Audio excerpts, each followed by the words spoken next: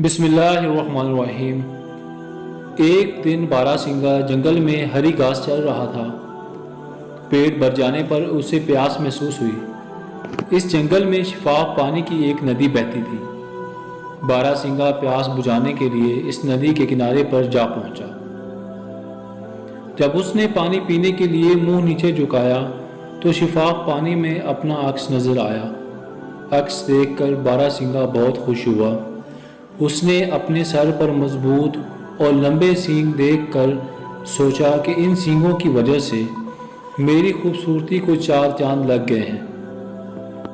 اس کے ذہن میں خیال آیا کہ جنگل کا سب سے حسین جانور ہوں اور سر پر سینگوں کا تاج بھی ہے، اس لیے جنگل کا بادشاہ شیر کو نہیں، مجھے ہونا چاہیے۔ باراسنگا بھی اپنے سینگوں کو دیکھ کر خوش ہو رہا تھا کہ اس کی نظر اپنی پتلی اور کمزور ٹانگوں پر پڑی۔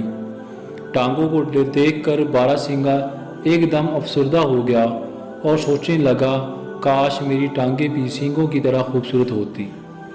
کچھ دیر اپنی ٹانگوں کو دیکھنے کے بعد باراسنگا اپنے گھر کی طرف چل پڑا اور وہ اپنی ٹانگوں کو ستاتا ہوا آگے بڑھ رہا تھا کہ اچانک ایک شیر نے اس پر حملہ کر دیا۔ شیر کو اپنے تعاقب میں دیکھ کر باراسنگا جان بچانے کے لیے گھنے جنگل کی طرف بھاگنے لگا۔ باراسنگا انہی دبلی ٹانگوں کے ساتھ اتنی تیز رفتاری سے بھاگا کہ شیر بہت پیچھے رہ گیا۔ بھاگتے بھاگتے باراسنگا نے مڑ کر اپنے تعاقب میں آنے والے شیر کو دیکھنے کی کوشش کی تو اس کے لمبے اور خوبصورت سینگ ایک درخت کی جھکی ہوئی ٹہنیوں میں الجھ گئے۔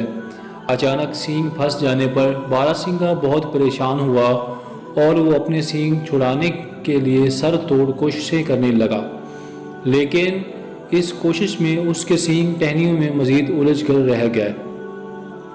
اب اسے احساس ہوا کہ ان لمبے اور خوبصورت سینگوں سے اس کی دبلی پتلی ٹانگیں، جن کو وہ کچھ دیر پہلے بدصورت کہہ رہا تھا، زیادہ بہتر ہیں۔